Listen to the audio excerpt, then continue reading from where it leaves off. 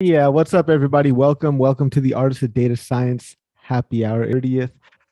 Man, can't believe it. I feel like I'm always surprised at how fast the year progresses, but today especially. So, hopefully, you guys got a chance to tune into the episode that was released early today with the legendary Lillian Pearson. Lillian is awesome. She's become a mentor of mine over the last few months. We've been in contact regularly, and it's been great to sit down and chat with her. Hopefully, you guys enjoyed that episode. Don't forget to catch up on the backlog if you haven't already. I know there's a lot of episodes out there that you might have missed that you would enjoy. So go and scroll through the podcast and see if there's something that strikes your fancy. Shout out to everybody else. It's up to Alexandra, Antonio, Eric, Mikiko, Russell, and Venkata Ramana. All right. Yo, Uh, Yo, man, how's it going, man? Super excited to have you guys here. I like the avocados. Yeah, thank you. Yeah, huge news to share with all of you guys today.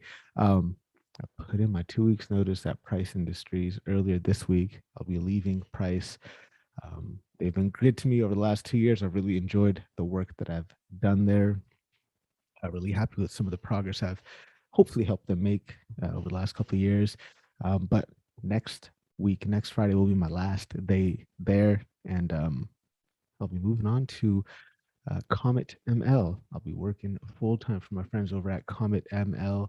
It's going to be a really interesting position working out of their growth team. I'll be reporting to my friend Austin, and together we're going to come up with some really exciting and engaging community activities. I'll be researching a lot of cool deep learning models using Comet to do experiments with them, writing about those experiments, hosting more events like this, pushing more content out there for you guys, and just in general, just being more of me. I feel like this role is a good alignment with who I've become over the last year or so. So I'm really excited about this role. Shout out to Gideon and the team. Thank you so much for bringing me on board. I'm really excited to do some awesome stuff with you guys.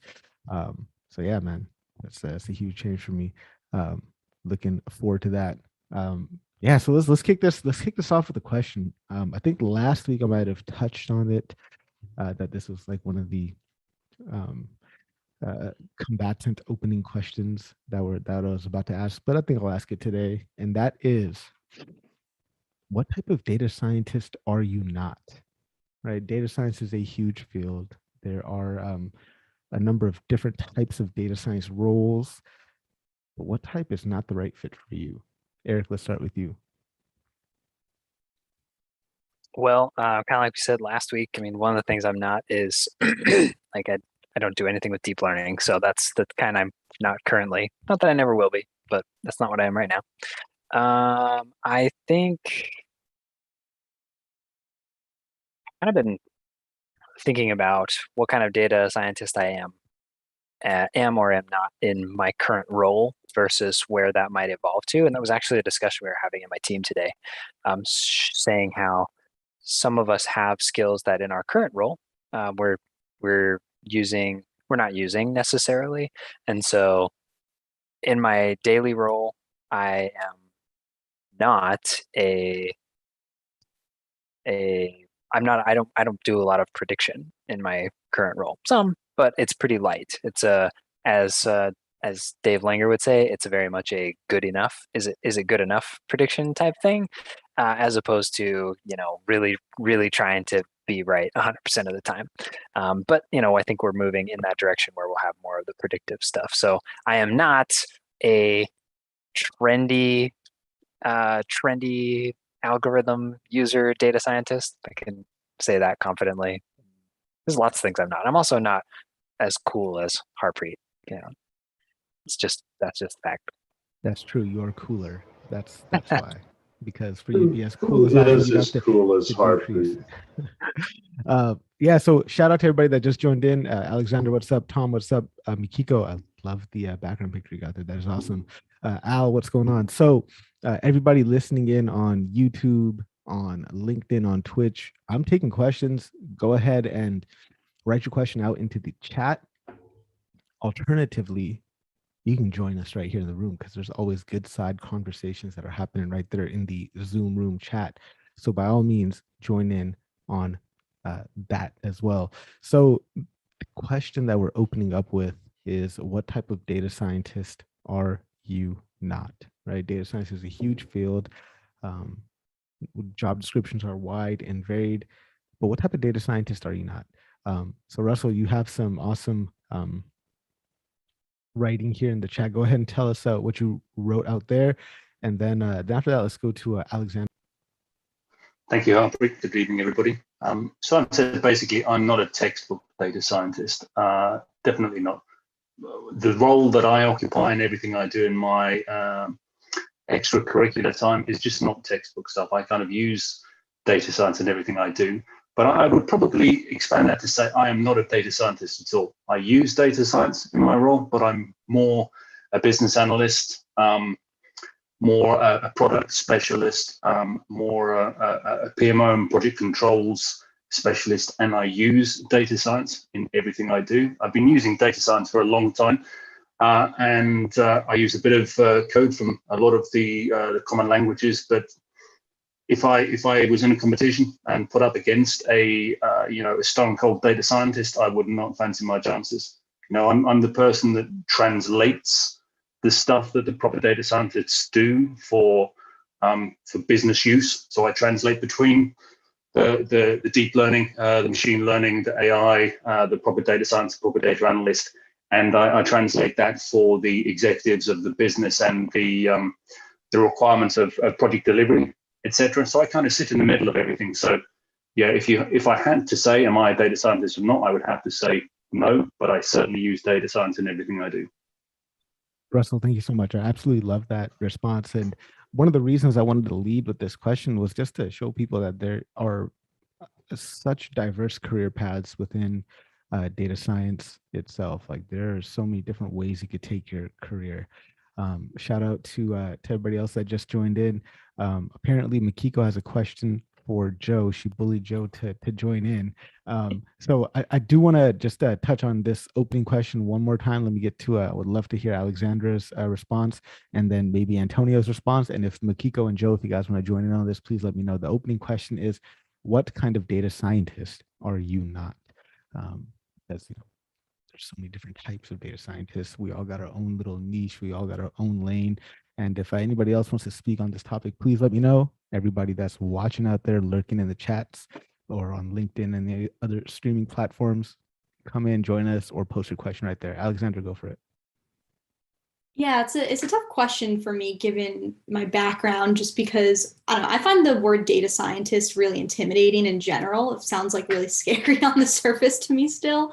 I come from a marketing background. I graduated from undergrad last year, and I'm in a grad program now, getting my master's of science in analytics. So I feel like I'm pretty new to the data science realm. So am I a data scientist at all yet? I'm not quite sure. Am I hoping to get there? Definitely.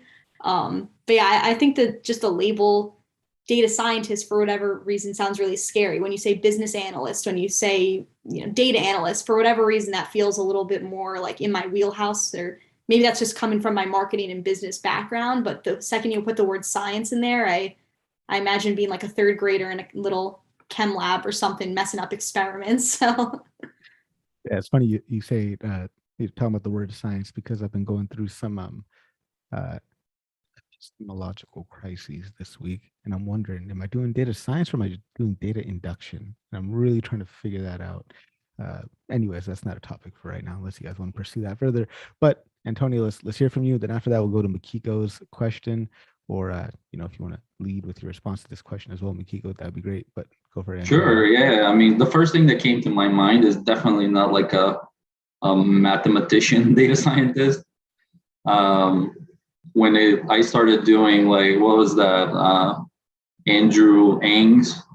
Okay, he starts talking about concave and like all that stuff. And I've taken like some of those classes, but it was like, all right, no, not for me. And I think I was mentoring some students, and they're like, well, I'm really good at like the Python and stuff, but I really wasn't that great at linear algebra. Therefore, I'm dropping data science. I was like, I haven't used linear algebra once in like my work. I know it has a place for it and stuff, and some people definitely use it. And so now like there's a lot more people, but to get started, especially, I like don't let that discourage you.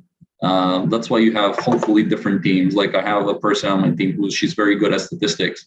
So when I do need them, like I did something here. Can you come and look at it if this makes sense? Because I don't understand all of the terms. Or even if I do understand it, as Eric put in the comments, like I'm not so confident in this side. So I think everybody, like Russell, you're definitely a data scientist. I mean, the roles are so mixed out there. But everybody needs to like just apply for the job if you see it out there. And because I've seen people who say apply for a data science role and then the whole work is in Excel, and nothing wrong with Excel, but not typically what somebody would say like data scientist, but just go for it. Thank you very much, Antonio. Appreciate that. Mikiko, let's go to you for your question. And if you want to answer this opening question, definitely go for it as well, or jump right into your question, however you'd like. Yes. Wait, can you hear me? Yeah, absolutely. Okay, cool. I'm trying out these new headphones. They're wireless and they're like cheapy. So always sus, right? So I actually put it's a 3-part question. I'm sorry, in the chat. And that's why I bullied Joe, so I could get some like free consulting. Recorded. So actually, okay.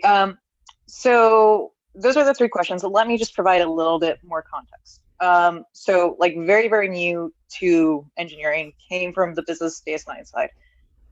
So I'm used to doing like a lot of like annual and quarterly planning, and then you do like monthly updates or something, right?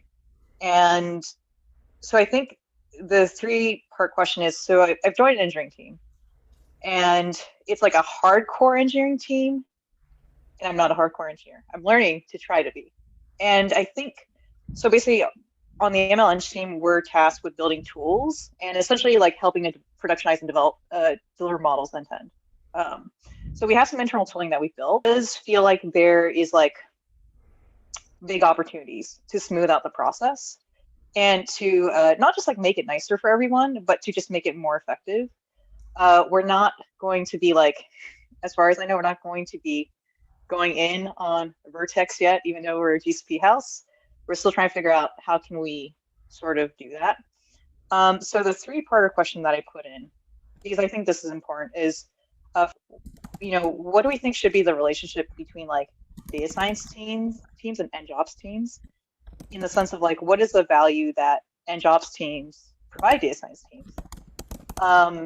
And the kind of the second part of it is like, how do we plan initiatives in Eng? Because there's a lot of talk about how delivering for like machine learning teams and data science teams is different from traditional like engineering products. You ship it, you do some kind of agile and scrum. But it feels like sometimes when we do that process, it's very easy to just kind of like fix like little things, do like mini optimizations, and not to sort of tackle kind of higher value opportunities. So that's like the big question that I bullied Joe to like come on the air for, since he's working on that data eng book. Well, yeah, and I've also I think I've done all these roles, which is very unique, right? So what I would say is that it depends on the top question I would ask is, how does your company structure its technology teams to begin with? Does it focus on a domain? Do you have teams that focus on different domains? Or is it like the engineering team and then they focus on all matters of engineering and ops and so forth? Because what this really would mean is whether or not you're going to embed a data scientist within a domain functional team that's focused on a specific problem, or whether data science could perhaps be separate from regular software engineering. Light to Russell's answer in the chat is a really good perspective. And then, of course, Antonio's explaining more of a typical setup. I think they're both good, but I really like the idea of a data scientist that's a good teacher going around and helping enable the subject matter experts to do their own basic machine learning. and then they can work with the ML ops team, whatever, like DevOps for ML, to release their own models, and the data scientists can review that stuff. That way the data scientist is amplifying the amount of work they can do by just giving the tools and the basic setup to more people. Thank you, Tom. Hey, so what I've seen successful is kind of like an integrated team where so for example the MLOps team are capable of creating some endpoints to serve to software engineers on the DevOps team, because you have to think about where are you delivering your system. Is it going to be like a final product that a team of software engineers are managing, and how do you create that communication loop to serve your ML endpoints to them so they can embed that into their system orchestration? So I've seen software engineers from the DevOps side, from the product side, know enough about MLOps to do it themselves. So it really depends on the company, the culture, how they want to build them, and having some cross-contamination there. And with that, they would be in touch with the data science team as well, who are delivering the algorithms and things like that. So I don't think there's a right way, wrong way of doing it, but there may be some cross-contamination. But at the end of the day, it's figuring out where you want to serve that model, and having good connections between systems is key. Thank you, Greg. Makiko, are any of these answers providing insight for you? Do you want to turn it back to Joe, or do you want to hear from Antonio, or how would you like to go? Yeah, definitely. I guess just one sort of, God damn it, I had like a nugget of a question based off of what Greg was saying. I was like, okay, this is like definitely something that I would like to hear. Yeah, I think I'm still just trying to, in my head, figure out, and I don't know if it's because I was on the data science side of the wall between like Eng and data science. Because essentially, I guess like my perspective is, at the end of the day, we should be building tools and infrastructure for data scientists to use. And if we make it a really good experience, it means that we are less prone to bugs and issues down the line. And we can standardize like the outputs and all that stuff. And I guess like, yeah, so maybe that's just the thing I'm trying to figure out. So I think this was like super helpful. And you can go ahead and move on to the next question. I think there's a lot I need to sort of figure out. In other words, I do want to hear from Antonio on this, and then after Antonio, we'll get to Javier's question, and then after Javier, will be Eric, then Saurabh, then Shishir, who is asking a question on YouTube. I think it'll be a great question for Greg because it's about tips for product people who work closely with data scientists. So I think I'll probably flip that one over to. Yeah, so I'm not an engineer, right? Or I kind of work with the data scientists and engineers to make sure the models do go into production.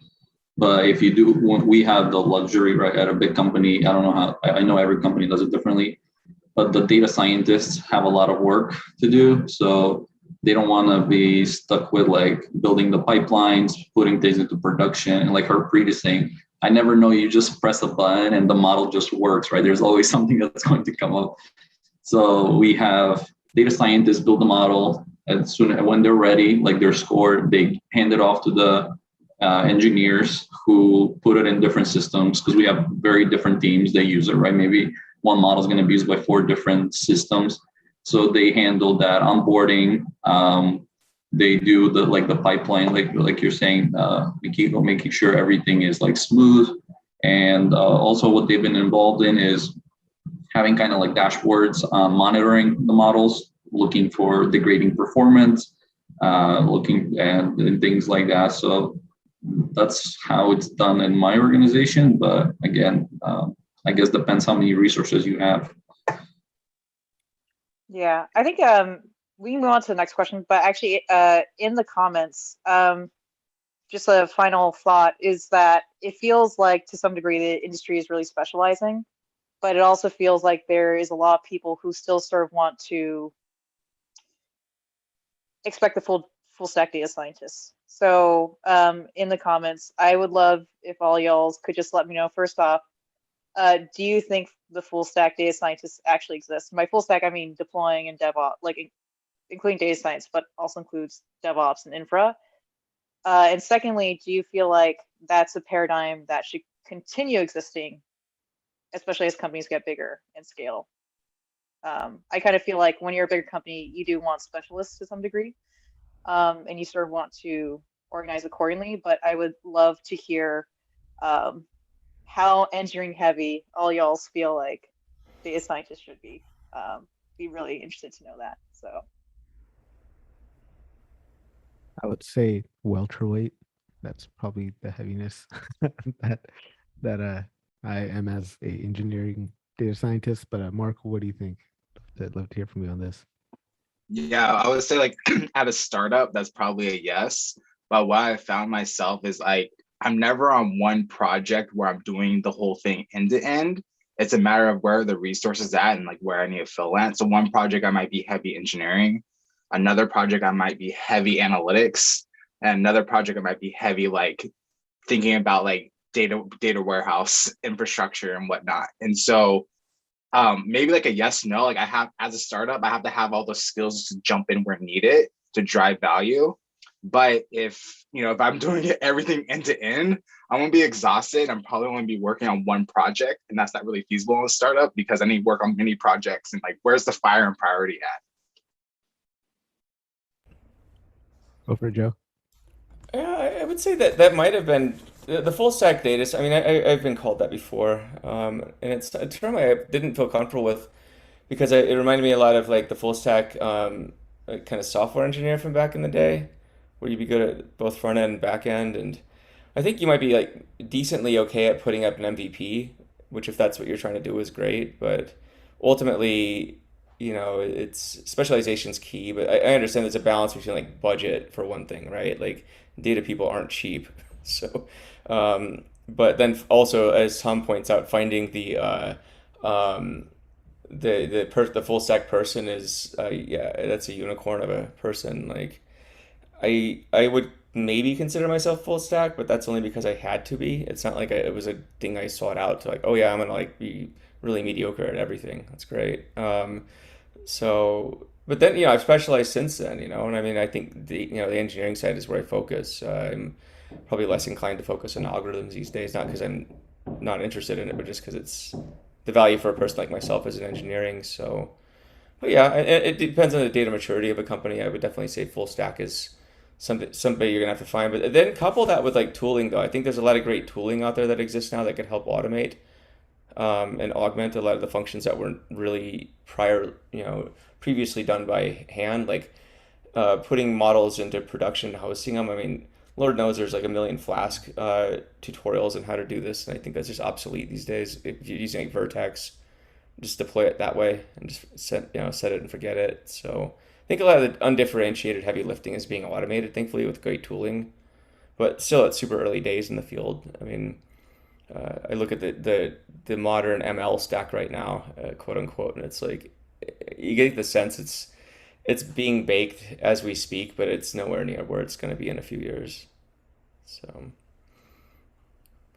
long-winded answer. I'm not even sure I answered your question, but no, I got some good value out of that. I mean, should be a full snack data scientist.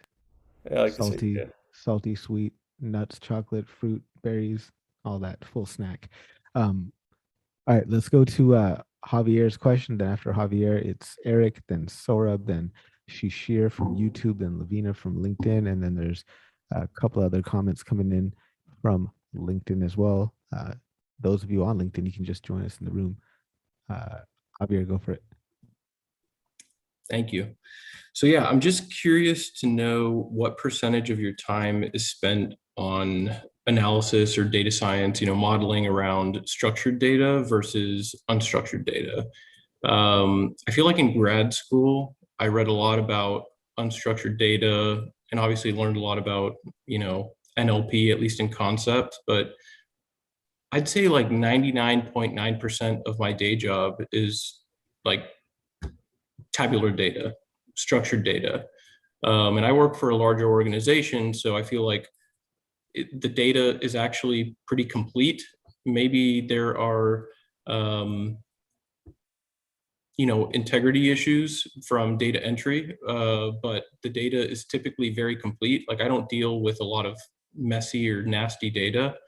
But I'm just curious because you see so many people focus online or LinkedIn or, blogs about all the unstructured data analysis they're doing. And I just don't do much of that right now. I think it's neat. I just don't do it. So I'm curious about other, active data scientists, what they do at work. So Mark has a more, I guess, clarifying question here. Can you define how you are thinking about unstructured data?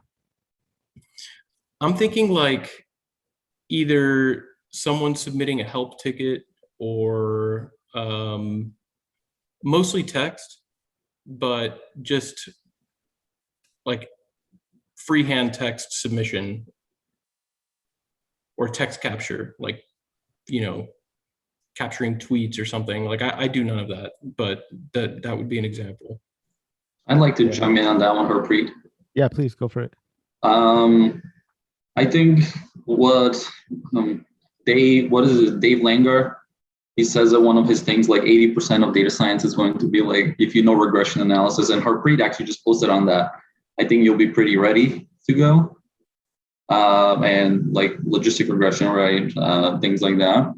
But I had an opportunity in my previous role to work with a good amount of unstructured data. And that was because I was doing kind of risk management and compliance. And there was a lot of customer service calls or people chatting in to complain about like a rep or something they were wrong. So that kind of gave me an opportunity to mess around with that, like trying to find fraudsters based on patterns they're saying, trying to predict based on somebody using what kind of language they're using when they're chatting in, trying to see if they're actually the person who they say they are. So it was a lot more kind of like MVP rather than production, because with speech data, especially when somebody's calling over the phone, they have a low voice or they have an accent and it doesn't pick it up correctly. I mean, the amount of funny stuff that I found, like where it's been transcribed wrong, like one that I always share is I was looking for something called advanced search and it came up as a dancer search over and over again. I'm like, this doesn't make sense. Like, why is this guy calling like Verizon asking for like dancers and stuff, So that's kind of like, I think one of the reasons why I think unstructured data is fun and it's important to learn. And like, if you have the interest for it, I know Harpreet is really big into that. So I'm waiting for his big projects to come through. But I just think in general that there's going to be a lot more opportunities for like regular regression analysis or more structured data that you are going to be able to work with. But if you like it, hey, don't give up. I think there's use cases depending where you are. It's just the nature of the work. Yeah, in my current role at Price, which if you guys did not hear, I gave my 2 weeks notice earlier this week. I'm leaving Price on August 6th and heading over to Comet ML. But at Price, everything I did was tabular data. Even at Bold Commerce, a lot of what I did was tabular data. We had one project where we were scraping reviews of our product from the web, and that was just a matter of putting structure to the unstructured data and just capturing it in a way that was useful. In this new role that I'm going into, it's going to be mostly researching deep learning models and doing fun stuff like that. I assume it's going to be a lot of unstructured data. But to answer your question, for me, pretty much all of my work at work has been, up until now, all structured data. Unstructured data is just like for fun on projects and things like that. Mark, let's go to you. And then Ben, just to loop you in on the question that's been asked here is, what percentage of your day or the work that you do has been with just tabular structured data. So maybe after Mark, if anybody wants to go, let me know. I'll go for Mark. I think it's really heavily dependent on your domain and kind of problem use case. So for example, my previous role was in healthcare, and we had access to, I think, like 80% of all electronic health records in the US for like ophthalmology, which is like an insane amount. And if you've ever seen an electronic health record, it's probably one of the messiest things I've ever dealt with data-wise. And you know, I think my job there was 70% dealing with unstructured data. And like, it'll be a simple thing like, hey, tell me all the times that a patient received a surgery, but there's not a specific code for it because it's a new surgery. So I had to look in the notes, and so you'll see like discuss surgery, decline surgery, surgery was started, right? And you'll have all these kind of false positives popping up all the time for that. And many times my work was like getting the unstructured data into a structured format to actually work with. And so even though like you are working with unstructured data, like I feel like many times the goal is to put into a structured format. So like a model or like even counts or analysis can even understand it. So I think like a great example is like thinking about NLP. If you do like count vectorizer, where you're counting all the words in a sentence, that's putting into like a tabular format for that. In my current role, we also have survey data, but again, I think thinking about the problem of use case and data maturity, I probably spent maybe like 5% of my total time at Humu working with unstructured data. And another thing I want to know is like, I also, why I asked the clarifying question, like, what do you mean by unstructured data? Like it's already like clearly in a tabular form. So even though I work with a lot of tabular data, our data is in a NoSQL database, and it's very nested and it's designed for like web apps. And so I have to work many times to like play around with the data to get into a tabular format because it's nested like 4 layers deep. So I think the main takeaway that I got is like, even though like I was working on unstructured data or like different types of unstructured data, a lot of my work is putting it back into a structured format to use. And if you potentially want to get more experience with that in your current role, maybe go talk and say like, where's the data being captured upstream? I want to be experienced to that data, understand the logic that's happening upstream, because many times that might be a more kind of raw, unstructured format. And you can use your expertise as a data professional on the end of it to inform better logic for it. Yeah, I've had my fair share of really gnarly JSON blobs. I guess does that technically count as unstructured? I'm not sure. I don't know.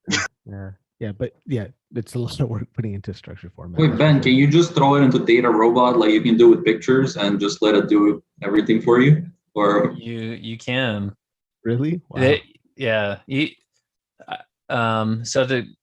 So Mark, what you were saying makes a lot of sense. I like to say that unstructured data is data that's waiting to be structured. So no matter what we're talking about, you can find a way to structure it. So are we talking about audio? Are we talking about video? Are we talking about images? There will be some way to structure that into some encoding. And then once you get that encoding, it's very straightforward to start pulling it all together.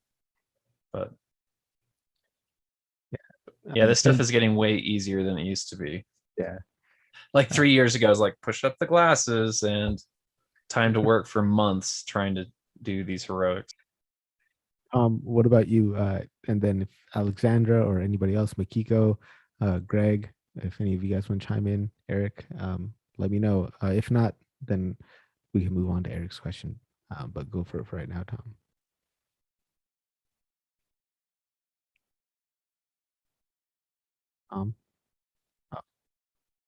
Yes. Oh, I'm sorry. Were you asking me? I've got a lot of background noise. Yeah, no problem. Yeah, we're asking to answer Javier's question, I guess, what proportion or how much of the data you work on is structured tabular data as opposed to unstructured? So this is interesting. I put this in the chat too. About 98% of my work is converting PDFs to text and creating clever tokenizers and other math machines to pull the data out of that and put it into a structured SQL database. The only other thing I was going to add is I die for JSON files. I think they're wonderfully structured. They're just in a NoSQL type format. They're basically Python dictionaries when you get down to it. So, but yeah, it's been obfuscated by the fact that the types of PDFs I'm looking through are not consistently structured. But and because the terminology used in these technical data sheets that are often in PDF, test standard, spot on. Finding units and numerical values next to that and doing some heterogeneous clustering, piece of cake. Now trying to take the vast array or variants in the way manufacturers speak in the product names and describing those properties, it's all over the place. And so trying to, the tool that I've created to try to best capture that part of it, I call it dung beetle, because it makes structure from crap. And so it's all these hats. It really should have been done by a big team, but I'm doing it all by myself. And it's fun, but causes me to pucker for the length of time it's taking. So a lot of unstructured data. That was probably more than y'all wanted to hear.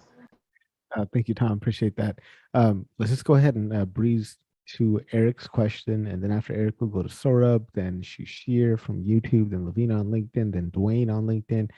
And if anybody else has questions, please do let me know. I'll add you to the queue. Eric, go for it. All right. My answer to the previous question is all structured data. So my question is, this is just kind of in general, how do you prioritize? Is your work ticket based? Do you choose your projects? Do others choose your projects? And then also, how do you keep different stakeholders apprised of what's going on? And I can give that just a little bit more context around that. So I support 2 different verticals. And so I have like product and marketing over here and the GM. And then the other vertical is a lot smaller. And so it's basically just the GM. And so I kind of have 4-ish stakeholders, none of which are my actual manager. And I pretty much get to choose my projects. I have a little Jira board and I have tickets that I'll put up there to help me keep track of things, but I pretty much get to choose. And so the thing I want to get ahead of so that it doesn't bite me later is keeping people like Greg knowing what's going on when I'm working on Tom's project. And like how do I keep those stakeholders happy? Do they just look at the board? Do I just have to like train them to look at the board? Is it a weekly something like an email? I don't want it to be a meeting if I can avoid it. So I just kind of want to hear what other people do and what's been successful or horribly, painfully unsuccessful, whatever. Just want to learn from you. Yeah, definitely. Let's go to Makiko. Then after Makiko, we'll go to Greg. I think we did talk about this in our podcast as well, Greg. So I'd love to hear your answer on this. And if anybody else wants to chime in here, Lee, you're welcome to. If you want to jump in here, or Mark or Alexandra, everybody's voice is welcome here at the Artists of Data Science Happy Hour. Go for it, Makiko. Yeah, so I think there's, I guess like there's 2 components I'm thinking of in that question. So one, and I'll give you the perspective of what the data science team, how they structure their approach, and the eng team, how they structure our work log. So the data science team, the way they do it is they work directly with the product managers to, implement models and features, right? So in that regard, product sets the priority, although data science can sometimes recommend like projects that they think are super interesting and would provide business value. Sure. So they have like a set of stages they go through, and what they do is similarly track the tickets within that stage within Jira. Something I've seen some teams do is they will like auto-generate they'll do templates to auto-generate tickets, so it kind of saves a little bit of that ticket creation, which is really nice. So they have a Jira dashboard, and then their manager will take that and sort of communicate it or put a nice little packaging around how to communicate it, because a lot of times business partners, they don't want to see what you're working on. They want to see how close you are to like achieving their outcome, basically. Like, so they only really care about other people's work if it could tie in with their work or if it will impact your ability to work on their stuff, essentially. Right. So taking that kind of lens, okay, well, so for the engineering team, we work on tickets. Things are like broken out as features or bugs or whatever, right? So those are two very different kind of like workflows. One's very project-based. The other one is like, we got to like do more close to the Scrum or Agile approach. I think in general with business stakeholders though, and this is something that sort of drove me nuts when I was working as an analyst, is that they may say they want total visibility. That is not what they really want. That's what they think they want. What they want is like the hit points, which is what are you doing for me? How's it going? And are there any landmines that I need to be aware of before it blows up when I present my QBR?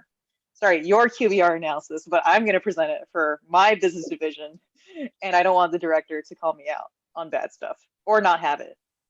So to that end, what I found is one, having like an email summary, like kind of every week really helps, where you don't necessarily list like the tasks, you list the like, you know, what was the impact or whatever, right? Or even if you do tasks, you just wrap it up in we create a dashboard and we added some additional filters, right?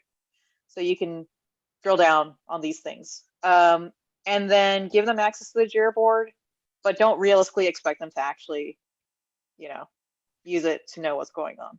I like don't even expect them to make tickets most of the time. Like if it's super detailed, I'll ask them to, but otherwise I'll just make it myself. Like I'm the one who's gonna use it. Honestly, email like the email newsletter is great, and then eventually setting up like weekly or bi-weekly meetings. So you can just give them an update, because that's something that I think we struggle with. Is we'll send out Slack messages or emails, and then people read it, but it doesn't like sink in. They're like, oh, this is going to fundamentally change your workflow, until they run it up into an issue, or they're like, wait, I thought I was going to get this thing today. It's like, no, we talked about this 2 weeks ago. You're not getting this thing today. Oh no, why didn't you tell me? But I did tell you in an email. Need the documentation. But I don't read emails. So those like 30, like even a 30-minute weekly, really just, it will go a long way. So that's my 2 cents. Thank you, Makiko. Let's go to Greg. What's up, Kenji's in the house. Kenji, so the question that Ken was at, sorry, not Ken, the question Eric was asking was, how do you prioritize when you've got competing demands from various stakeholders and the like? So definitely would love to hear from you if you've got any insight on that. But for now, we'll go to Greg. And if anybody else has any tips to share with Eric, please let me know. By the way, if you guys have questions, drop them into the chat or comment section wherever you are, and I will get to them. Go for it, Greg. Yeah, thanks for that question. I like it. This is pretty much where I work. I deal with all the time. And I focus on who's my customer, and also separate the what you want versus what you need, and then really prioritize the what you need, and also let my customer determine what is the impact. Because at the end of the day, if you're a part of the business, you will tell me what value fixing this issue will bring to your business. And with that, you have prioritization. Now, if you have multiple groups, then you want to find the person at the topest creating words here, who will say prioritize this versus that, because you have conflicting needs. Everybody wants to cry wolf. Everybody wants their things to be prioritized, but somebody at the top on the business side will have to say so. What goes first, second, third, etc. So from a prioritization perspective, this is how I do it. And also you have the other aspect of it, which is how do you keep stay in touch with the evolution of projects. I think it comes down to one thing, which is communication. And what are we all aligning with in terms of communication? Is it going to be monthly email updates, or is it going to be ongoing tapping into some sort of system or dashboard, etc.? I think Mikiko hit it right on the head when she mentioned what business folks want. I have 2 different type of monthly, biweekly communications. Some are focused on tech audience. Some are focused on business on the very same project. and the language is quite different. Somebody on the tech side will understand where everything stands, whether there are system integrations, stack setup, you name it. Anything from a technical side, all the tasks are clearly laid out in where we are, whether we're complete, we're in a bad shape, we're about to complete it on time, etc. The other side of the business, exactly what Mikiko said, they want to make sure there isn't any obstacles because they will take that. And their goal is not to look ugly, is to make sure that they have the high level overview of how the project progresses and also staying in line and there isn't any drift. With that, any communication you have, some monthly update that you provide to them, they want to see the red lines first to make sure whether you need help from them or you already have a plan to address these issues. So you want to clearly state what you're doing about those. And typically they are happy to read the green stuff. They can continue to give you a pat on the back or in themselves. But at the end of the day, the format for both is you want to give an overview of the project or where you are, talk about the highlights, talk about the lowlights, talk about whether you need help or not, etc.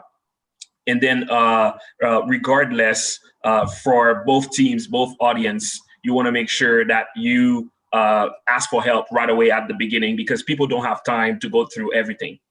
You may find that different communications formats might be so lengthy to consume. So you want to put the most important stuff, information at the top to get everybody's attention. And then at the end of the day, communication is the key here. Greg, I put a link to our presentation together in this chat. I was starting to toot our horns because I don't normally talk like that, but I was really proud of what Greg and I put together presentation-wise. In case y'all haven't seen a version of it, I think this was probably one of the earlier versions, but still, we really like doing this together. We have a later version of the slide set, and we've done it individually too, but I think that's worth a listen, and it's a work in progress. So if any of you would be would be willing to give us some constructive criticism, not on our hairstyles or anything like that, but only do that to Ben Taylor, but otherwise on the content, we'd appreciate it.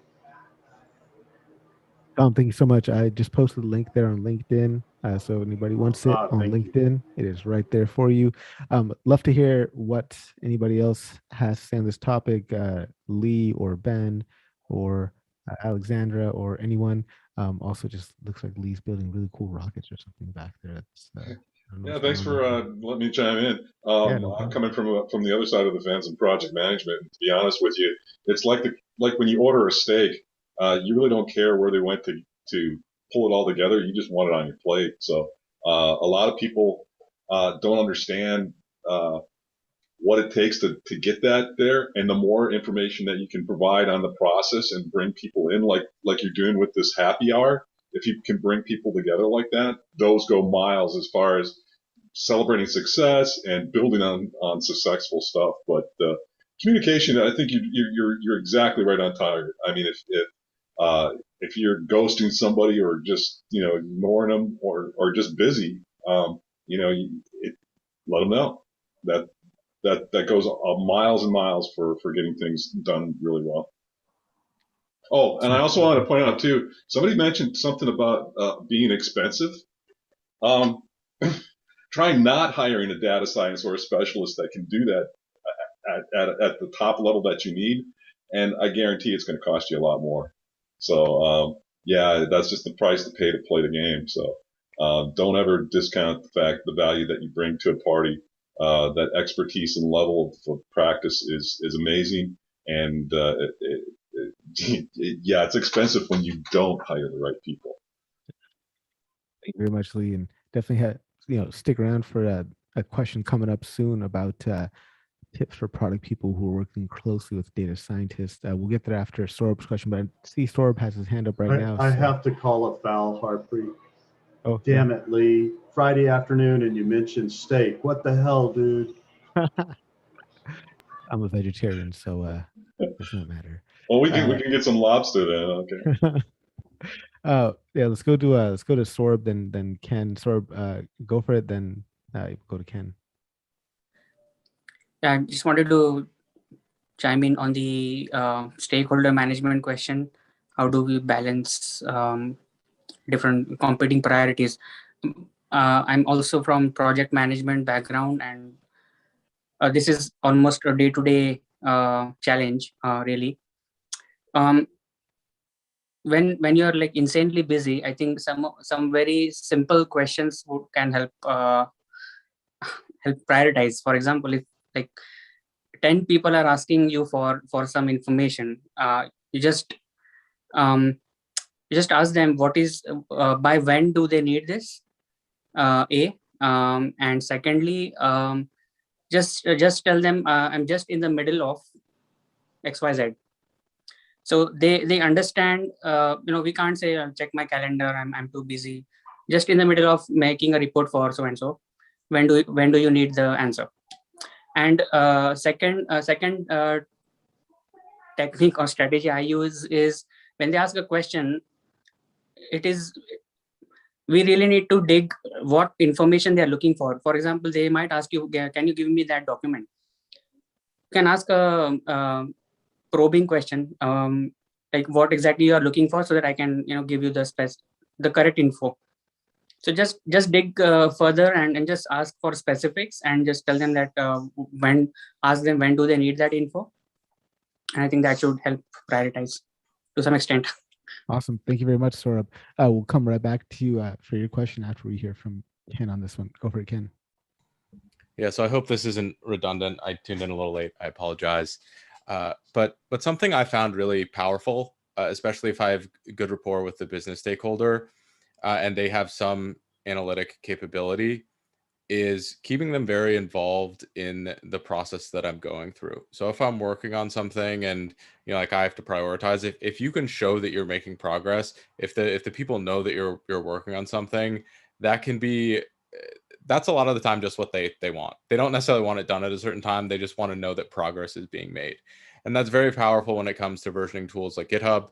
If you're routinely at least making commits, doing whatever, that's something that can carry a lot of weight. Often if I'm working with a specific client, as I'm going and building visuals, I'll shoot over a couple slides and say, hey, this is what we're working on. Obviously not a finished product, but feedback along that process can actually save time in the end product as well.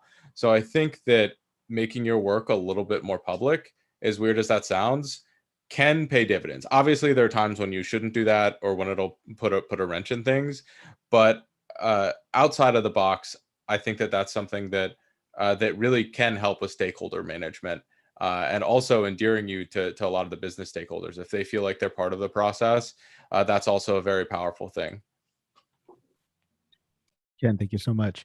Mikiko, go for it. Yeah, I mean, something I, to be honest, wish I had really understood, like my first couple of years of kind of working in the analytics space, was also, and I think this is general to lots of different functions, it's not just analytics, but it's understanding kind of your lines of influence. That's something that, because the thing I used to do was like, I would just say yes to everything, and I would just try to like manage the timelines and just try to stack it. And well, yeah, not only is that terrible on your health, but also it actually doesn't really make people happy. And part of it is just like that 80-20 thing, right? Like there's probably 20% of the work that for the key stakeholders will drive 80% of like their incentive, whether it's, to get promoted or to get like an initiative passed or something like that. So that's something I personally kind of wish I had understood a little bit better, in that, when you get like 10 or 15 stakeholders, at one point I was supporting a team of 30 internationally over at Autodesk on the construction, like on the BIM side, right? And or customer success side, customer success and product, right? Lots and lots of key stakeholders, lots of different like hands and different fingers. And it's also a very atomized company too, so that probably didn't help. But something that like someone had told me there was, number one, like ruthlessly prioritize, like emphasis on ruthlessly. But the second part is like understand kind of, I don't want to say like the battlefield strategy, because that just sounds really aggressive, but it's like really understand like what are the levers and what are the lines of influence. So for example, if you have 10 people that are coming up to you asking for stuff, well, I don't want to say the hippo wins. It's really good to align with like what is actually the strategic value, or what do like, for example, their managers care about? Like what does their director care about? And that's not to say like you then go pick the projects or pick the stuff you work on, but it's the like if you're in a crunch and you really have to pick like 3 of 5, being able to like align with their line of reporting and understand what are their priorities will really help, because you're not making the decision on what to kind of focus on. You're asking them, you're saying like, hey, I got like 40 hours in a week. The kind of scope of work right now is at like 65 or 70. So of those 70 hours, where do you want to put those 40 hours? So I think it's really good to be proactive about that. And it's also really good to like, I had this habit of like not bringing my manager when I need to sometimes. And usually you kind of don't want to do that. It's kind of like escalating a little bit. But at the same time too, sometimes your manager can also provide that insight, like as to, this is like what the business priorities are. And also like they will advocate on your behalf with the other managers. So I feel like something that is like part of that thing that like people kind of don't talk about, except for like in some low-key like business dev or self-development guides, is the like understand what are the levers around you that you can sort of I don't say manipulate, but you can use to accomplish kind of like what you need to do, and as well as hopefully help your business partners accomplish their goals. So that's something I wish I had developed earlier on. Thank you, Makiko. Go for it, Mark. I think Makiko actually just touched on it at the end. I was going to say a really great resource is your manager. If you have that rapport, and I think Makiko also made a great point of like that escalation component. When I talk to my manager, I don't frame it as escalation. Early on, I should have said like, hey, I'm really trying to get better at prioritization in our org. This is the key thing I'm working on. This may not work at a more senior level, but I'm taking advantage of me still being new. So I'll go to my manager, be like, hey, I'm really trying to hone in on this prioritization. These are the things I'm working on. This is my current set of skills. This is how I'm thinking about being prioritized. What are your thoughts on it? And so it's less of an escalation and more so like seeking mentorship from your manager if you have that rapport with them. And it's been extremely effective. And more importantly, by asking those questions, I get key insight like how my manager prioritizes things. And so I can deliver to that kind of audience over and over again, because my manager is kind of like my main person who's going to be, I have my stakeholders, but my manager's going to be the person like, do I get promoted or not? Are they happy with my work, right? And so knowing how they prioritize things is really helpful for me as well. Thank you, Mark. Let's go ahead and, Lee, you got a... I just wanted to mention, Mark, that is really brilliant. That's a smart way to do it. I would only caboose one thing onto that is that if you have your plan A, this is the way you're going to attack it. Have a plan B that says, hey, if I get this, I can do this. So, open up the picture there so that they got the option to say, no, just keep going the direction you're going, or wait a second, I'll get you the resources that you need so you can do something bigger. But that's brilliant, Mark. That's exactly the right direction to go in.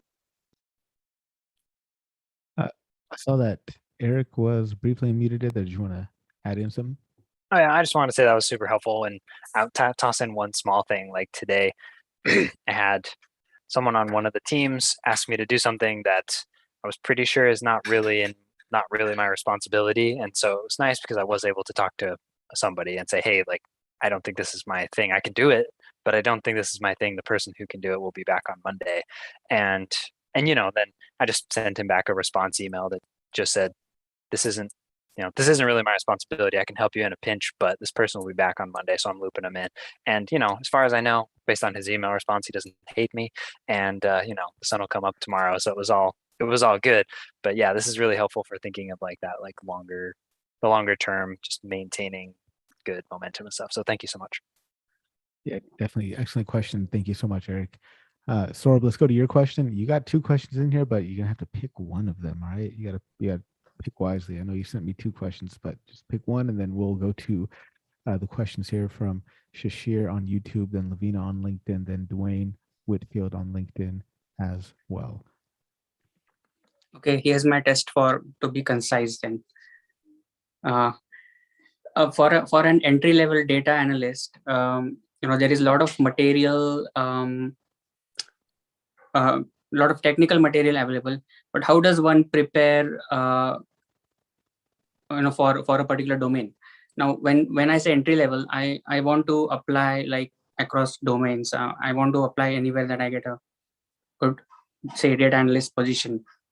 How do I show value in terms of domain knowledge, not technical? So can I ask a clarifying question on that? Yes, please. I was about to ask one as well. Go for it. Okay, so when you say domain, I have a couple of thoughts that come to mind. Do you mean like, data stuff, but is it in marketing versus in, some other area of the business? Or do you mean like it's in biotechnology versus, I don't know, manufacturing products versus a digital product? What do you mean domains? What I mean is domains like healthcare, automobile, government, weather forecast, like those kind of domains. Okay. And so the question is, how do you kind of get up to speed and learn about what's important for those industries? Yeah, I mean, I cannot be good in like 5 domains. Got it. So we're like the underlying, the underlying universal skills type of thing, right? Yeah. Yeah. So I mean, definitely SQL, right? You should definitely be good and comfortable and very proficient with SQL. That is an absolute must, right?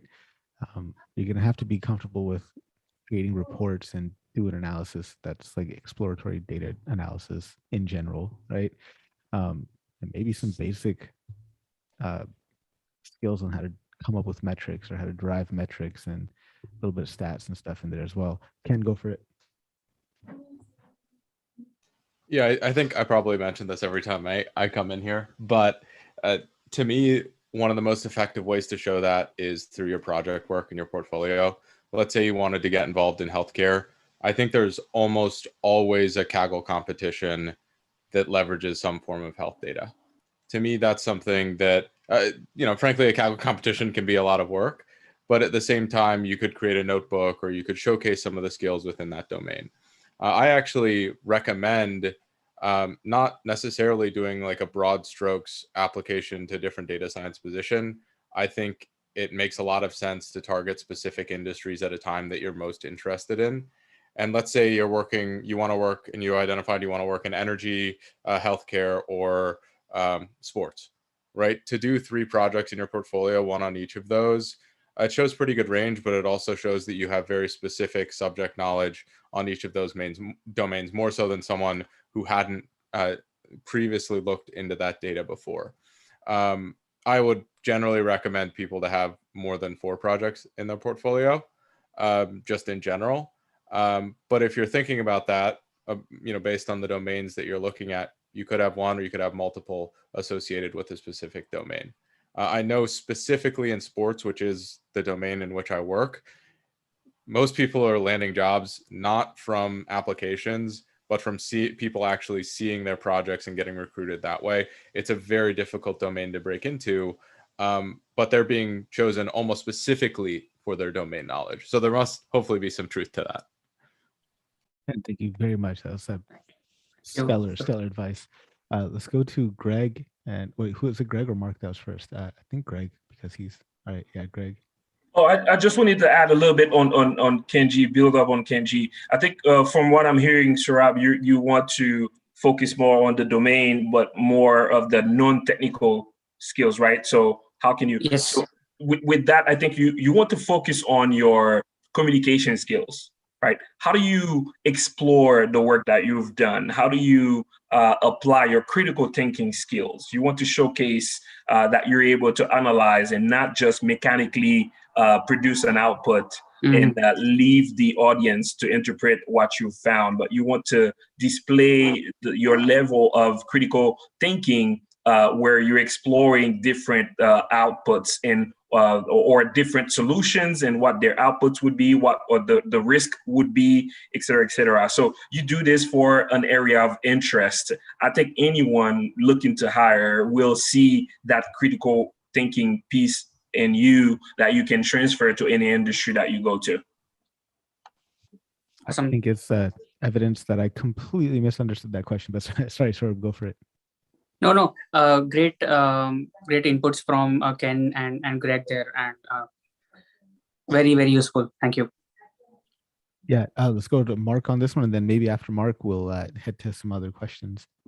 I've got some lined up here. I was about to say a quick way for you to like get industry knowledge and domain experience without like I put in the comments that it took me years and like a master's and to get domain knowledge in healthcare, but healthcare is a very specialized thing. And that's not necessarily like fully required, but that's my personal path. But a piece that really helps me is doing informational interviews with domain experts and talking to them all the time. To give you an example, the last venture I tried, we tried building pharmaceutical software. So I had the domain knowledge of like healthcare data and structures, but I knew nothing about pharmacists and pharmacies. And so I went on LinkedIn to learn how to build our first MVP. I went on LinkedIn and started messaging a whole bunch of pharmacists who are not technical and saying like, can I learn about your pain points? Can I learn about like what you're trying to build, what you're facing? From there, I actually pulled a list of every single pharmacy in the country and their phone number and start cold calling pharmacies because I'm trying to do user interviews. And I'll call them. Many times they'll be like, why do I want to talk to you and hang up on me? It is what it is. That's part of the founder kind of process. But if you want to go the extreme way to start talking to people, be like, hey, I'm trying to learn more about pharmacy. Can I get 5 minutes of your time? Here are my detailed questions. And they're going to give you keywords. You're going to have no idea what they mean. Write those keywords down, research it, find the white papers, find everything, and then go back to future conversations and be like, hey, I talked to another pharmacist who talked about XYZ. Can you tell me more about that? And you start building and building. And many times, like I think Steve Blank, who's like the lean launchpad, he was like, you need to do 100 user interviews before you can understand like a product to start building an MVP. Maybe Ben could probably talk more of this because he's gone through that whole process. But for me, talking to those domain experts gave me the language to start talking to other pharmacists so that I can learn kind of like the language and like be not on the same playing level, but like, so I knew enough to help them for when I was building the product. Yeah, that point about like keywords is super, super important because without the right vocabulary, like it's very difficult to find what it is you're looking for. I really like that you mentioned that. Sora, great tips there. Anybody else want to chime in here? If not, we got 3 more questions left. Doesn't look like it. We'll go to the questions. So question here from Shishir on YouTube. Any tips for product people who work closely with data scientists? So I think right off the bat, I think 2 great people to answer that would be Lee and Greg. So Lee, if you want to go first, go for it. Can you restate that question again? Yeah, generic kind of question. Any tips for product people who work closely with data scientists? Like I don't know what kind of tips you're looking for in particular. But if you have any tips, yeah. Well, probably the biggest tip that I have this week is humility. Don't be afraid to tell people what you don't know and what you're interested in and passionate is, like Mark was doing, exploring stuff like that. Don't be afraid. Just have some empathy because somebody's sitting on the other side of the table.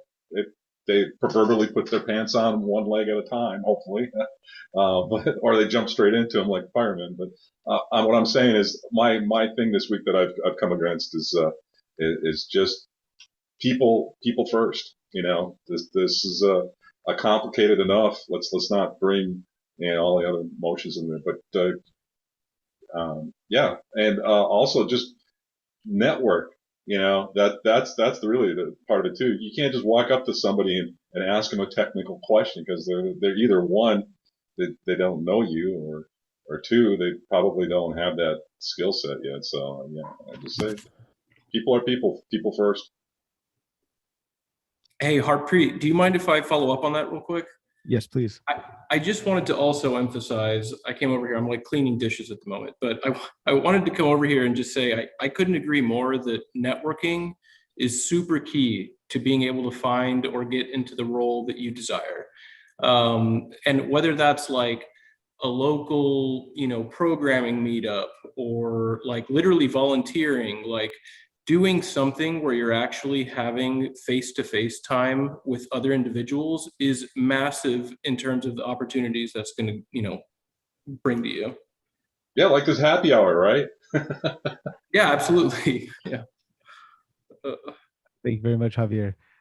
Let's go to Greg on this one. If anybody else wants to provide tips for product people who work with data scientists, definitely let me know. But Greg, go for it. Yeah, I think it's a nice relationship, and I really like that. So, product folks have an interest to work with data science folks simply because data science folks are here to answer the hard questions, or questions or not that cannot be answered with a simple query. And if you're a product manager, you want to increase the usage of your product, you want to increase retention, you want to enhance user experience, you want to add a new feature, and you want to test whether a feature will reduce conversion for your customers or conversion rates. This is the right team that you want to partner with to answer these questions, to schedule or design experiments that you can test on your product. And this is the team that can help you answer questions that are hard for you to answer when you are seeing your metrics go in the wrong direction. And with that, to Lee's point, it comes down to networking and making sure that both groups understand why this product exists in the first place. What is this product addressing in terms of pain point, and making sure that together they work towards making sure that this product is optimized and that the roadmap is filled with features that will continuously enhance it and grow its user base. Thank you very much, Greg. So excellent tips there. I hope you got some value out of that if you decided to stick around, Shashir. But great question. Thank you. Let's continue and move on here. There's a question coming in from Lavina on LinkedIn. I thought it was interesting. I've never heard of these, but what to expect in data science system interviews. Yeah, I'm not sure. I don't know if I've ever been in a data science system interview. Has anyone, but Makika, go for it. Hey, so yeah, I did like 6 in a week. Oh man, it was brutal. Yeah, and it's, to be honest, okay, so in general, when we say system interviews, if you think engineering system interviews, you'd be about right. That's sort of like where that aspect came up from. And there's a bunch of different resources that are really kind of nice. If you look at, for example, educative.io, they have like a ML engineer track or something that is specifically like preparing for ML system design interviews. So it can come in 2 forms. One could be like a case study. So for example, they give you some parameters, like for example, Levi's, when I interviewed for them, they're like, we want to, here's these like specs, we need these recommendations. So first of all, we need to provide recommendations for computer vision or whatever, right? Then we also need the inference to be real time, and then some other stuff, right? So they give you all these parameters, like on the speed of the data, the availability of the predictions, how would you monitor it, all that other stuff. And then essentially they're like, create a system architecture based off of it. So essentially that's what I did, was I created a system architecture based off their parameters, like a workbook explaining these are my decisions. So that's kind of like the take home / in-person one that they could kind of do. The like typical sort of engineering one is kind of similar, which is they'll say something like design the Twitter feed rank, or design a clothing recommender, or design a fraud detector. And they'll sort of kind of depend on you to, first off, ask really great questions back. Like, okay, well, does the prediction need to be real time? Do we have access to batch data? Do I need to design the data warehouse? Like, da da da da. And then you'll essentially kind of build up the architecture and the components as you're sort of like live stream asking them questions. To be honest, like system interviews, I found, first off, I love them. They are so fun, and they are also terribly hard in a lot of different ways. Because like with data structures and algorithms questions, a lot of times you can kind of generalize it down to like, oh, this is like a binary search problem. Oh, this is like a tree-based approach or whatever, right? You can kind of get it down to there is like an optimal solution. With system interviews, it tends to be a lot harder because really a lot of the choices are very subjective. So when you see people saying this is the ideal data science or ML stack, first off, they're bullshitting you. Sorry, pardon my French, but they are. Because they're even still within the community, like we don't have agreement on that. Do we do event-based messaging or whatever, right? So that's just the system interview part. What I would say though, if they're asking you to do that as a data scientist, I'd be a little bit concerned. So I would get a lot of clarity into like what they're expecting. And you can ask those questions, by the way. You can say like, well, what is it gonna look like? Is it gonna be like a whiteboard? What would be the output? What's the best way to prepare? You can ask that from your recruiter. If they're asking you that, I would be a little bit concerned because once again, that's kind of a feature of the engineering sort of function, because as an engineer, you would be building up infrastructure or architecture pipelines. So, just a couple bit of thoughts. Educative.io has a really great, they have an ML based system design resource. They also have a regular engineering system design based resource. And there's like a bunch of links. For example, the head of data science for Twitter wrote one or whatever. If you look up case study, the best way to prepare honestly is to understand like what people are mostly doing, like what are the big names, Uber, Twitter, Yelp, all those guys. Read case studies and just try to like understand the decisions that people have made, and even like try to mock design like what would be like your perfect ML solution. Hint, look at Full Stack Deep Learning. It's a free course that has videos online where they specifically go through what a nice little stack looks like. So yeah, sorry, that was a lot. I love system design interviews. Oh, this I is did like great. 6 of them in a week. Thank you very much, Makiko. That's a lot of great information there. I think maybe if you want to hop on to this next question coming up, has to do with design thinking and data science. So if anybody has any thoughts on the intersection of that, let me know. I'll bring you up to the chat. But can't talk about Zedrun now, and I'm like, damn, this thing looks super interesting. A new way. Sorry, I went down like the most absurd rabbit hole over the last couple of weeks on this.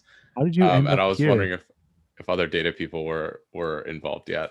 So for those of you who don't know, Zedrun is like owning online horse races that are horses that are NFTs, and you can enter them in races.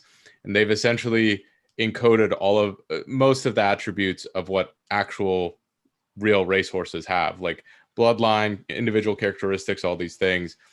And there's a marketplace where you're buying and selling these. So there's a huge data application in pricing them. There's also evaluation on the types of races they excel at and these types of things. And they're slowly adding in additional parameters that impact the success of the horse. You can also breed the horses and go down all these different rabbit holes. And there's like optimal strategies for making money or winning races or whatever it might be. I'm not an expert. I only own a couple horses, but holy cow, there's so much. And for data people, it's like, maybe I'm always trying to look at the next big, stupid data problem to solve. This is, I gotta talk to you about this because this seems. Yeah, let's make it stable, super. Yeah, dude, I'm down. Let's chat offline about this. 100% interested in this. Damn. Yeah, it's really cool. Blockchain technology too, huh? Wow. Now you're really catching all the buzzwords. Well, so the big thing for me, this is my last thing, is that I think it's been really difficult to understand conceptually how NFTs can be leveraged effectively, right? The technology is there, but like, what are the ideal use cases? what are the practical use cases? And there are some, don't get me wrong, but like the overarching theme is that this is a great technology. How do we use it? To me, this is a really interesting, like, practical use case that's gamified that people create value or find value in. Thank you very much, Ken. Let's go to the last question for today, then we'll wrap it up. Question here from LinkedIn, Dwayne Whitfield. What have you seen with design thinking and data science? I think that's an interesting question. Design thinking, data science. Ben, what about you? What have you seen with this? And then I think Javier says he's got some stuff here as well. So we'll go to. Can someone define the term design thinking? I'm sure I use it. I'm not familiar with Yeah, the term. that's good, yeah. As funny as this might sound, I actually taught a university class on this with Really? a design thinker. So it's coined in IDEO. And so it's the idea of human-centered design. So we're looking at the end users. We're very focused on their interactions and studying them, and then kind of boiling that in and baking that into the process of whatever we're building. It could be a model. It could be some technology product. It could be a like shopping market type of thing. But that term was coined specifically at IDEO. Okay. I think my only reaction is sometimes I don't trust the user. So getting user feedback, sometimes that can mislead. So I get really excited to figure out the behavior. What is the behavior that you could measure rather than opinions? Like, hey, do you like my demo? Yay, we like the demo. Like, does that actually mean anything? The other criticism is I'm sensitive to recipe playback. And what I mean by that is if I walk you through a demo on a product and I show you an example problem, I actually have no faith that you can solve a new problem. And so this is one of the things you run into, like some of the cloud certification programs. Like, do I really think you can solve a new problem? And that's why it's nice to give people the challenge to go do a new problem, right? So those are two things I think about from mistakes from the past. Ken, go for it. And then after Ken, I want to hear from Mark, because Mark says that it has changed the way he thinks. Go for it, Ken. Ben, I think you highlighted probably one of the biggest shortcomings of traditional design. And also, like, technically one of the shortcomings of data science as well. And so, like, the problem with traditional design is we're not looking at the data as effectively enough. And we're not highlighting unarticulated needs, right? That's exactly what you were saying is like customers don't know better. They don't know what they want. They show us what they want by their actions. And a lot of the time, I don't think that that's integrated as well as it could be with the design process. And then from the data science side, I think a lot of the time we forget sometimes that there is an end user. We get so wrapped up in the algorithm or what we're doing that it really pays to have kind of both of those areas covered. And I honestly do see a future where there are a lot of data science teams that do have a designer associated with them for part of the process, for what the end users are seeing, for UI, UX, whatever it might be. I think it's a really exciting convergence. And if you have skill sets across both design and data, that's going to be a pretty powerful place to be in the near future. Yeah, my team, when I was at Bold, we had a designer, UX researcher, and one of the books he put me onto was a book, O'Reilly book called Designing with Data. So definitely check that out. I'm sure you can find that book pretty freely available online if you're enterprising enough. Mark, go for it. Yep. So I want to caveat the reason why like design thinking is like kind of like influenced my approach to data science is because the same time I was learning data science, I was at Stanford. And Stanford is obsessed with design thinking. They have a whole school for design thinking there. There's so many classes like design thinking of XYZ. And so everyone takes like 2 or 3 workshops in design thinking. So it's baked into my education. So that's the way I approach it. And I put in the link there, like the 5 steps of design thinking. Just a quick article I found, but the 5 steps is empathize, define, ideate, prototype, and test. And being at a startup, I think the key things that I think about is that I work with really broad, abstract ideas and like, how do you make like a first version of something? And so that empathize step, if you notice a lot of the things I mentioned in these conversations, I'm always saying, go talk to people, go talk to like 100 users, go talk to people outside the data team, because I'm constantly trying to empathize and like understand my customer, our end user. And so like when I first joined Humu, I had my scheduled meetings that set up with me. I was like, all right, that's nice. I'm gonna do that. But also I went to go talk to all the salespeople, all the UX researchers and everyone, because I wanted to understand who the people who talk to our customers, what are our customers saying, what are their pain points?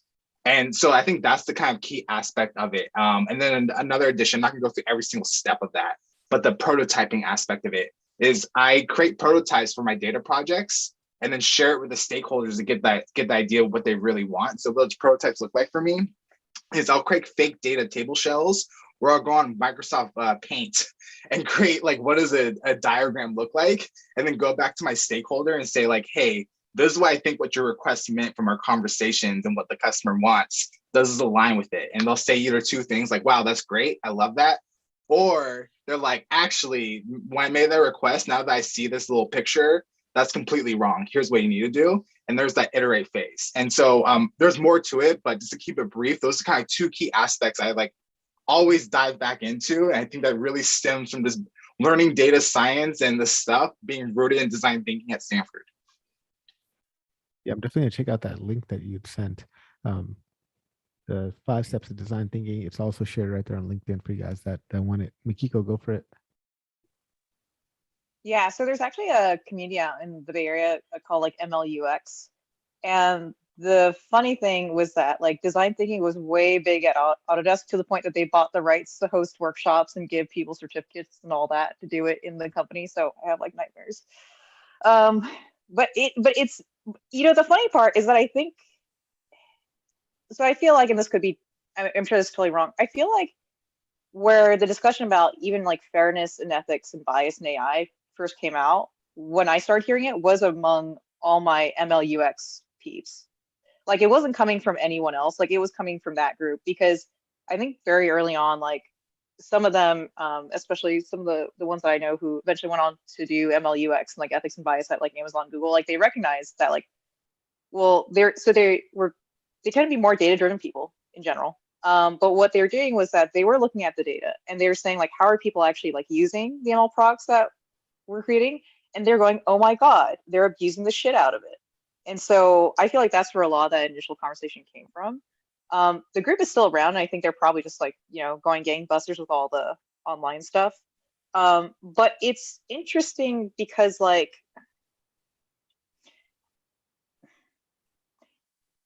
I think there's still this like discussion about how do you make that's somewhat related to MLUX, but not really. There's still that discussion of like, how do you make machine learning and data science like valuable and useful, right? And to some extent, for it to be valuable and useful, people have to be using it. So do we sort of create sort of ML based products before people even know it, or do we like sort of do it iteratively? But if we do it iteratively, are we sometimes just literally doing the NFT powered courses, as Eric Sims put it in the chat, which is great. You know, so I think if people are interested, like they should definitely check out like the ML UX, like Google that term together, 4 letters, and they'll probably find a lot there. But I do think that like with like the whole fairness in AI coming up, like we're kind of in for a reckoning to some degree. We're all already in like the throes of a reckoning, because you know, you can't have people creating like machine learning products where it's like, oh, we're gonna kind of like nerf people or like out them in real life. And things like that, you know, without it, like you put all this like massive power in the hands of the people, you would reasonably hope that people will use it well, and they don't. So, you know, it's only the beginning. It's only the beginning, especially for federated learning. So. Very much, Mikiko. Ken also has a podcast episode number 46. I put the link right there in LinkedIn as well. Definitely check that out. Let's go to Javier for this next comment here, but then I also want to come back to this concept, the AI reckoning, and I want to hear from Ben on this. What are your thoughts on the reckoning? I was just going to add to a lot of the comments others have said about the intersection of design thinking with data science. And I think one of the biggest areas where data scientists might, you know, actually like benefit from incorporating a more formal design thinking process, it's probably at the onset of an engagement or an analysis where you really want to be objective about the process and the flow, and you don't want to jump to a solution at the beginning. Like it similar to product design and kind of the voice of the customer, which Ben commented on earlier, but you want to try and really design something that takes your own bias away, I guess. Like, yeah. Thank you very much, Javier. Ben, let's hear from you on this this idea, this AI reckoning. I think it's a very fascinating idea. Thank you for bringing it up, Makiko. Sure. Before we jump into that, I think this conversation's triggering me a little bit, but it's triggering me for a funny reason. When you go to a startup, it ruins you. It ruins you for life. And the reason it ruins you is, and hopefully I'm saying this with much love, and it's just kind of the reality of the market is payroll's not free. You need a multiplier on how much you're getting paid. And if that's not there, then you need to be fired like as soon as possible, unless it's like long-term R&D, right? And so when we talk about like products and different things like that and features and what are you going to build and how are you going to build it, the beautiful thing about building a product with the market is the market wants to eat you. Like the market just wants to eat you and spit you out, and it doesn't care what's going on in your personal life. Where sometimes being an employee, you have these nice shelters like, hey, I'm sick or I'm sad, I need to take time off, I got things going on. Like we've all worked with good bosses that allow you to do that, but with the startup, that is actually not possible. So with the reckoning, Makiko, if you can kind of just expand that a little bit more, and then we can get into this discussion. Is it specific around AI ethics? Like where's AI ethics going? Okay. Yeah, well, it's where is AI ethics going? And I think it goes along with the like businesses want to, and I am fully behind the capitalist. Yay, go us. Capitalism. Businesses want to make organizations want to make revenue, businesses want to make value, or profit, right? So I totally get that. And I get that sometimes like you're just gonna have some misses, right? And if you take high risk, high reward, right? If you want to get stuff that's really unique out there, sometimes you gotta take a risk. But I do think that there's just like around the democratization of ML and data science, right? Like we're kind of expecting people, we build these tools that the lay person can use, and we're kind of expecting them to not do bad shit with it, you know? Yeah. So, and I kind of wonder, is that really a reasonable expectation? And I feel like the ML/UX communities were the first ones to bring this up in some ways, because they looked at how are people using things versus how are we designing it. But so it's squarely that AI ethics and fairness. As we get sort of more democratization in our tools, would we not expect to see like more bad shit happening? Yeah, no, that's a great question. So I think with AI ethics, most of the time when we talk about AI ethics, we're all trying to prevent the oops. Like we don't want to have us, we don't want to be in the Wall Street Journal. We don't want to have bad press. We don't want to have racist, sexist, ageist models. We don't want this to happen. But you're actually bringing up something else where it's actually malicious intent, which is definitely something that happens on a regular basis with hackers and people using other tools. And I think what was that? There was that GitHub that was actually deleted because it was AI that was it was using like deep fake technology to put faces onto porn scenes. Do you guys remember that? Where GitHub actually so that was an example of like AI technology that was awful. So how upset would you be if you found out that someone is doing that to a member of your family, or just anyone in the world? That's terrible. And so I think you're going to have more and more examples, but hopefully you'll have technologies to kind of counteract that. So you have the malicious thing. The other thought with AI ethics is incredibly complicated. So here's an example to just start a discussion. So AI surveillance. I'm going to look at your face if you try to steal my car or break in at night. Should I be allowed to go to the local police station and look you up? So in the state of California, we'd say absolutely not. But what if my kids were kidnapped? So I've got young kids. If I find out that my kid has been kidnapped, but I have your face on my camera, should I be allowed to go to the local police station, look you up? And this is complicated. Like for people on this call that are parents, you'd say, no, this isn't complicated. This is easy. It's actually still complicated because you have to prepare for the future. You can't plan ethics for the political system we have today. You have to plan for a political system we could have in the future. And with great, AI is the amplifier, right? So I love that point you're bringing up, that a lot of times with AI ethics, we're trying to be really woke. We're trying to talk about like where it could go wrong, but there are people out there that will use these tools to do harm.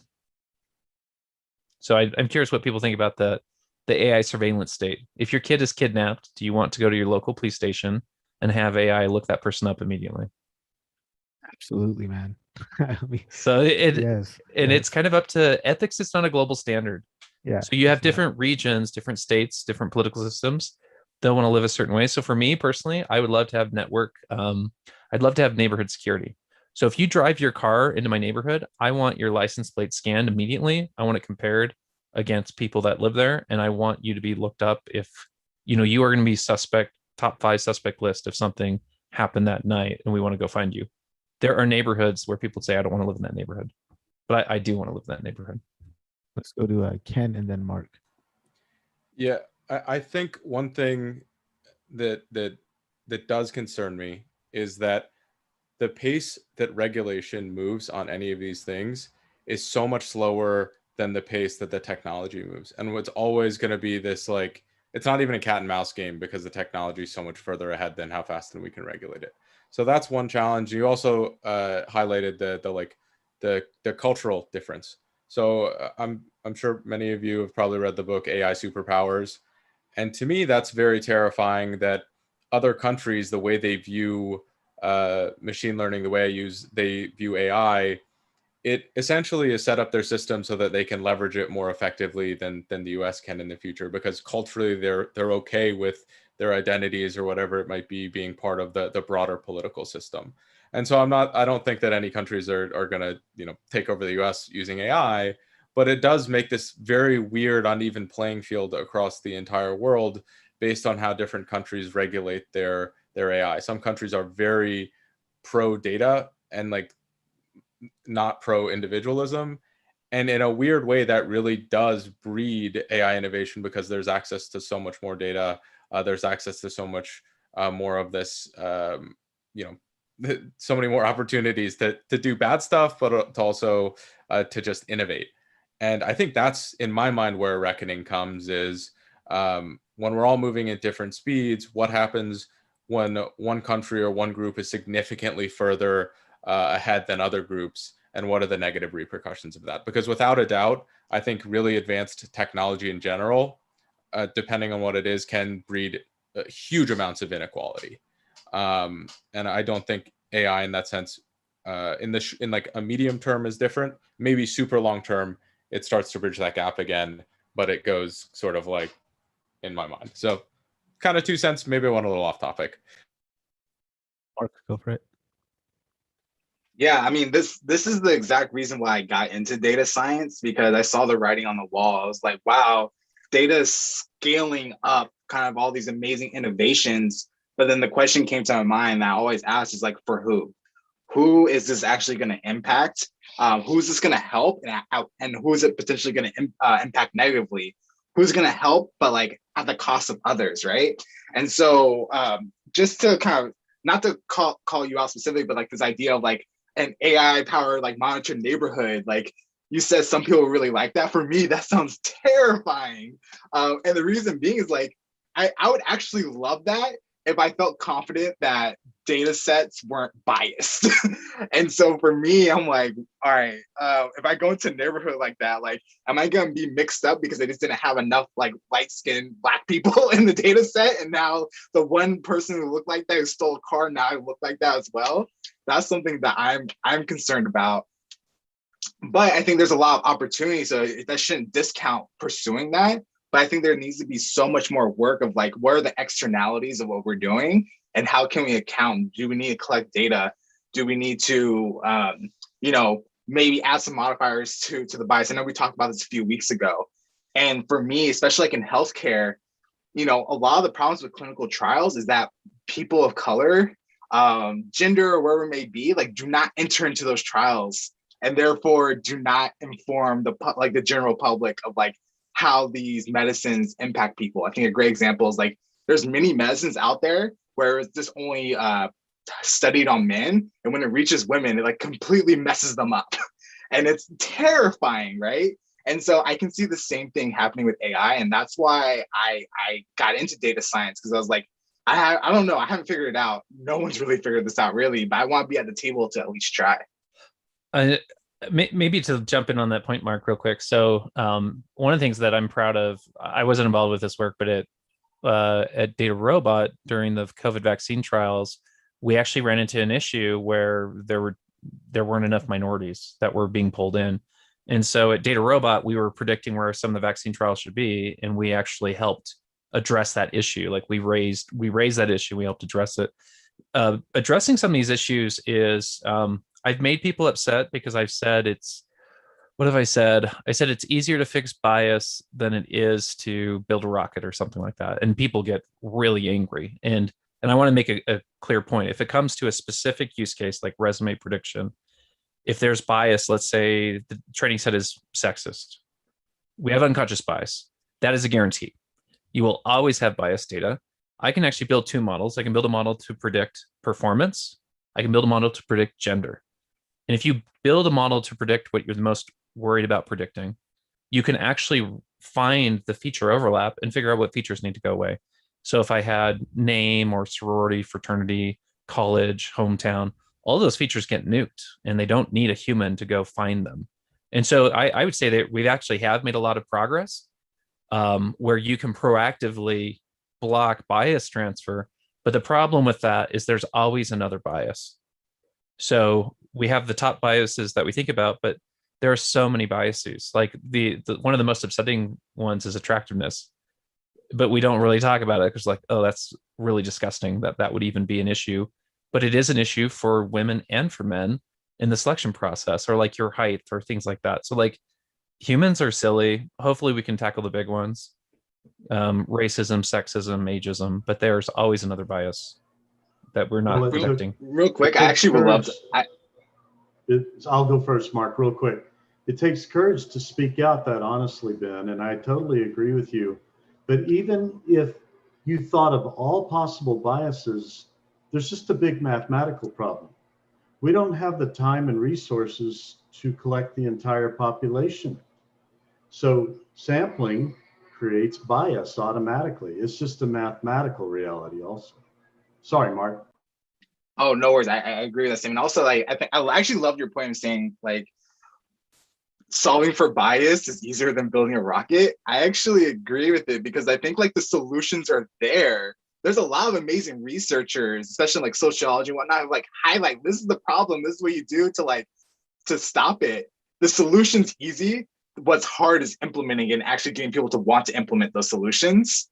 And I think you really highlighted like the height or appearance. Like we know that's really impactful, but like to get people to want to do that, that's a different hill to climb. Yeah, I also have kind of an axe here because I've gotten in some pretty visible fights online with like I won't mention the college, but there's a professor, he was tweeting like 5 years ago at Higher View saying like we were building racist models, and he was tweeting us white papers saying like you guys need to read these white papers. We went and read the white papers and they were embarrassing. You're like, are you serious? Like the amount of research that we were doing to address this bias issue. And this individual, he would go and give these presentations, and he'd kind of say like, I don't know if bias will ever be fixed. Like he makes it sound like this impossible problem. It's like, hey, when you look at racism in the US, you know, there are top minorities that we can address right away. Like for some of the long tail, like maybe like Pacific Islanders or something, you might run into, you just don't have enough data. But you have some classes like we can fix this tomorrow. We can fix this right away. We just have to get people bought in. And so this mindset of like, I don't know if we'll ever fix it. That just bugs me. I'm like, hey, let's make progress. You know, it's all about progress, right? Like, let's make progress and let's celebrate the progress we're making, but also admit that we have room to go. Let's not have these like philosophical ideation pontifications on spinning in place. And that's what I felt like this professor was doing. I need to get over it. I need to not be pissed at this guy. Yeah. I've even had friends who are panelists on a show get visibly upset because I pointed out problems with data cleanliness would hold us back in the data age. And all I had to say was very patiently and politely, hey, friend, COVID collection, what do you think? Oh, yeah, I get your point. And I think what's going to hold us back in this data age, not in the engineering sciences or the sciences as much as the other realms where data literacy is so lacking, and there's motivations to falsify data or not collect it completely or whatever. And as we get over those humps, that's when we'll see real tractional improvements in many areas. But it's really data literacy holding us back more than anything, and data governance. George, hope you might be listening. So I think what? Go ahead, Mikiko. No, continue. I was going to say, like, it's funny, like, even with my family, that data literacy thing, data literacy thing really sticks out, because when I was working in like growth marketing, growth analytics, right? And my parents were like, look at all the shit that Facebook does. Look at all the data they buy and all the personalization. I'm like, Dad, do you know how you're getting those credit card offers like in the mail? He's like, oh, I thought someone picks me. I'm like, no, sweetheart, no. They don't pick you. You know, they get some information, and then they, you know, and they see they know you're a schmuck that's gonna like go for the credit card, Dad. You know, and they had a hard time understanding that, and especially too, like with the Senate hearings, right, with Facebook, some of those questions were just straight up embarrassing. They really were, and it wasn't about machine learning or data science. It was like, do you know what encryption means? Do you know what end-to-end encryption means? Like, do you understand? Or even, for example, like a lot of people are concerned about jobs, right? Which is if we open up immigration, suddenly the American labor force is just going to get flooded. I'm like, well, okay, so hold up. First off, a lot of startups in the Bay Area already use offshore knowledge workers, so you know there is already still a connection. You know, but it's a little bit weird. It's like sometimes like I'll get links from my parents who are like, what about this? And I'm like, ooh, yeah, see, we did that at my last job, and I got paid to do that. Not necessarily to, you know, create discriminative models, but that's something that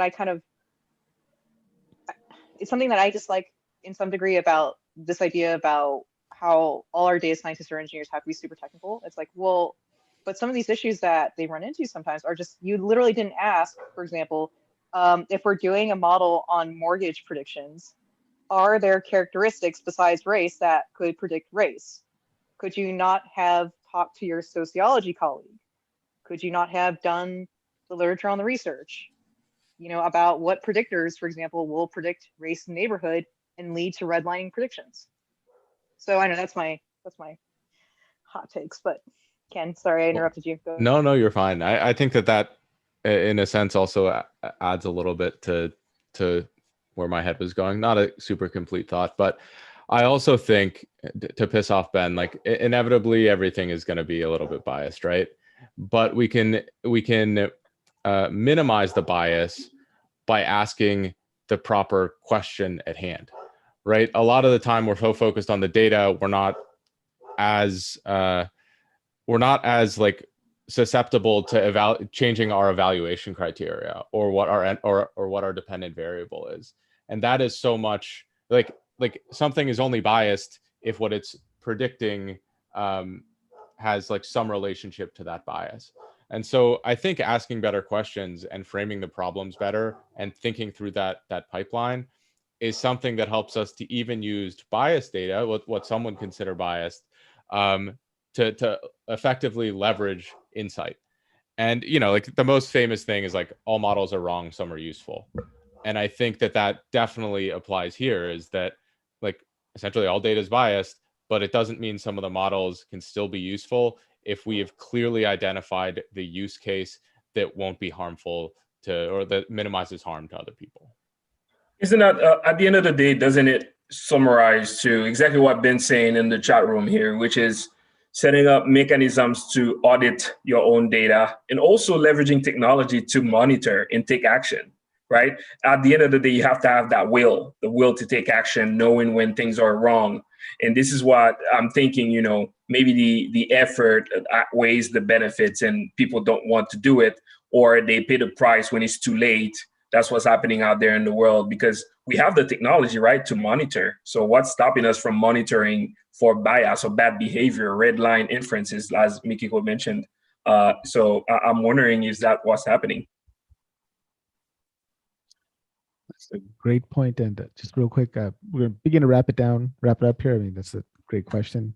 If anybody has any insight on that, definitely let me know. But I will say that I was listening to a podcast earlier this week, the Increments podcast, and the title of this episode was The Hubris of Computer Scientists, where they heavily discussed this particular white paper, Good Isn't Good Enough. And it's all about essentially this professor is throwing shade at machine learning practitioners because we don't have a universally agreed upon notion of good. More particularly, it doesn't match his unified or description of what good is. Definitely check this paper out. It's freely available. You can find it online, and it's a short read. Definitely check that out. Also, the NFT from today, Mark, if you want this, let me know. If you don't mind me sharing it, let me know. Maybe to kind of lean into that even more, I'd say the data science default is not good. It's actually evil. And by that, I mean, we're alpha chasers. So an example, if I'm always being an alpha chaser at HireVue, the data sets were so big, we had people that would interview across multiple companies. And so being an alpha chaser, if I know that you screwed up your interview at this bank, shouldn't I use that for predictions for future interviews for future banks? Like, obviously we didn't do that, but that's an example. If you're an alpha chaser, what an evil thing to do. Like, do you want to live in a reality that you're nervous, you go and get into your interview, you got divorced, something happened, you didn't sleep last night, you're a junior talent, you screw it up, and you've screwed up interviews for life. Like, so we did not do that, but the alpha chaser mindset would always grasp at that. So the default is evil. And Ken was making something about that, right? You mentioned AI superpowers, Ken, and at the end of the day, it comes down to the culture of the country, because there may be some cultural landscape that may accept something like that.